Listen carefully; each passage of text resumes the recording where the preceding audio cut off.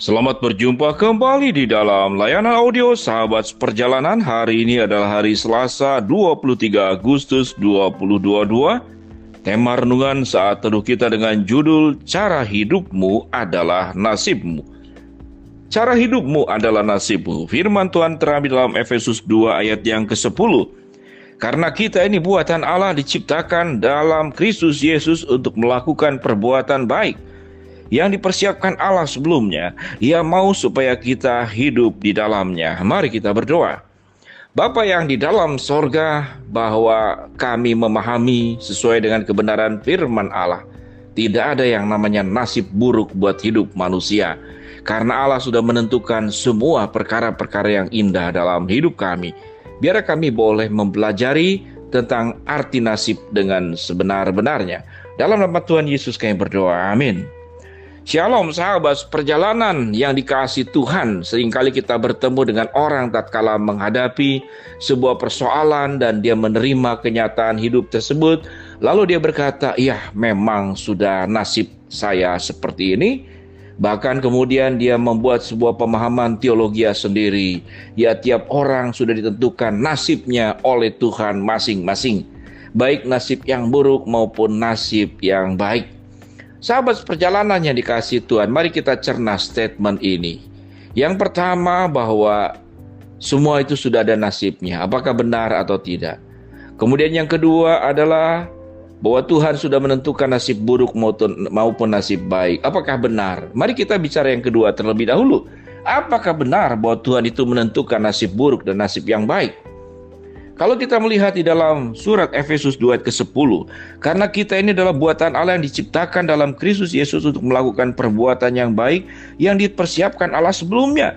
Ia mau supaya kita hidup di dalamnya. Kita melihat di sini bahwa rancangan Allah adalah rancangan yang baik. Bagian ayat yang sering kita baca dan kita pahami dan kita sukai, bahwa Allah itu memberikan rancangan damai sejahtera dan bukan rancangan kecelakaan, dan memberikan hari depan yang penuh dengan harapan. Sahabat seperjalanan, sehingga kalau yang dimaksud dengan nasib buruk, Tuhan tidak pernah merancang. Namun kalau ada peristiwa-peristiwa kehidupan yang terjadi dalam kehidupan kita, itu bukan nasib buruk, karena itu masih koma, belum titik. Itu masih proses. Misalkan kita sakit, apakah itu nasib buruk? Kecelakaan, apakah itu nasib buruk? Tidak demikian. Jadi Allah merancang dari awal pun dikatakan pekerjaan yang baik, rancangan yang baik, rancangan damai sejahtera, masa depan yang penuh dengan harapan. Berkali-kali sahabat seperjalanan saya menyampaikan, semua hal yang buruk yang terjadi itu bukanlah nasib. Namun karena mengapa? Pertama, karena setelah manusia jatuh dalam dosa, persoalan timbul.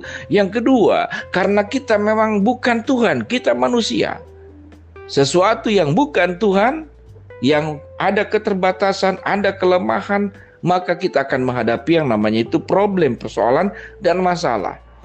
Sahabat perjalanan, sampai titik di sini, maka kita bisa berhenti untuk berkata bahwa nasib itu Tuhan yang menentukan. Tidak demikian. Karena pemahaman nasib itu bisa ada sudut negatif dan sudut positif, sudut keuntungan dan sudut kerugian. Sudut hal yang menyenangkan, membahagiakan, dan sudut hal yang membuat kita penuh dengan air mata. Itu yang disebut dengan nasib. Namun Allah dikatakan merancang rancangan yang baik, bahwa kita itu diciptakan oleh Tuhan dalam Kristus Yesus untuk melakukan pekerjaan baik yang dipersiapkan Allah sebelumnya, supaya kita hidup di dalamnya. Bahwa Allah menciptakan kita menurut gambar dan rupa Allah, bahwa Allah menciptakan kita dalam ciptaan yang indah. Kalau Allah sudah menciptakan, menyimpan pelangi di atas langit, menyimpan bintang dan itu berkilauan di malam hari dan pelangi di siang hari, apalagi kita. Kalau kita meyakini dalam Matius pasal ke-6, kalau dikatakan burung itu punya sarang, serigala punya liang, dan bunga di bakung itu diciptakan Allah sedemikian indah, apalagi kita manusia. Allah tidak pernah merancang yang buruk. Sebuah pertanyaan, kalau keburukan itu terjadi, maka temanya cukup menarik. Cara hidupmu adalah nasibmu. Misalkan orang jatuh miskin, itu kita terlahir di keluarga miskin, kita tidak bisa memilih. Tapi kalau kita tetap miskin, jangan-jangan karena cara hidup kita yang malas, yang tidak mau berjuang, jatuhlah ke dalam kondisi yang buruk. Kalau kita menjadi orang yang kemana-mana menimbulkan masalah, menimbulkan pertengkaran, menimbulkan ketidaksukaan manusia, maka kemungkinan kehidupan kita akan berhadapan dengan bahaya. Karena kalau semakin banyak orang tidak suka atau kita pernah berbuat hal yang merugikan orang lain, maka orang bisa kemudian membalas, melakukan juga perkara-perkara yang merugikan kita. Sahabat perjalanan, ada banyak kisah-kisah yang terjadi di dalam dunia ini. 3 orang dari situasi yang sama, dari kondisi kampung yang sama, dari keadaan yang sama. Mereka bersahabat. Namun setelah mereka kemudian tumbuh dewasa, mereka berkembang. Mereka kemudian masing-masing menjalani hidup. Ternyata mereka punya kehidupan yang berbeda. Yang satu berhasil sukses, yang satu biasa-biasa saja, yang satu tetap kondisinya buruk, sama seperti masa lalunya. Setelah diteliti sahabat seperjalanan, ketiga sahabat ini, yang berhasil, yang biasa saja, yang sama buruknya seperti masa lalu, itu disebabkan bukan oleh nasib, tapi disebabkan oleh cara hidup, cara menjalani hidup dari mereka masing-masing yang berbeda. Orang yang rajin, orang yang bersungguh-sungguh, maka nasib itu tidak pernah akan merubah hidup kita. Tapi hidup kita itulah yang akan merubah nasib, kalau nasib itu adalah sesuatu yang bisa diperjuangkan. Sahabat perjalanan yang dikasih Tuhan, sahabat perjalanan dan saya banyak bertemu dengan orang yang kita bantu sekian lama. Namun hidupnya tidak berubah, karena dia bergantung dari bantuan. Yang namanya bantuan bukanlah ketergantungan. Bantuan itu membuat dia mandiri. Bantuan bukan untuk membuat ketergantungan. Kita lihat di dalam kisah talenta. Yang 1 talenta dilatih supaya dapat 2. Setelah 2 dilatih supaya dapat 4. Setelah dapat 4 dilatih supaya dapat 8. Kelipatan 2 kali. Setelah dapat 8 dilatih supaya dapat 16. Setelah dapat 16 dilatih supaya dapat 32. Dan seterusnya. Jadi bantuan itu bukan menimbulkan ketergantungan, tapi bantuan itu menimbulkan kemandirian. Sahabat seperjalanan yang dikasihi Tuhan, tatkala orang sedikit-sedikit, ya ini karena nasib, karena nasib, tatkala mengalami bahaya yang buruk, maka dia sedang melepaskan tanggung jawab hidupnya dan menyalahkan kepada Tuhan. Karena yang dianggap yang menentukan nasib adalah Tuhan, bukan dirinya sendiri. Sahabat seperjalanan, pernahkah melihat sebuah video? Seorang lelaki yang tidak punya kaki dan seorang wanita yang tidak punya tangan sebelah. Yang laki-laki cuma kaki sebelah. Mungkin sahabat seperjalanan pernah melihat video itu. Mereka berdua melakukan sebuah tarian yang sangat indah dalam keterbatasan fisiknya, dan itu memukau orang.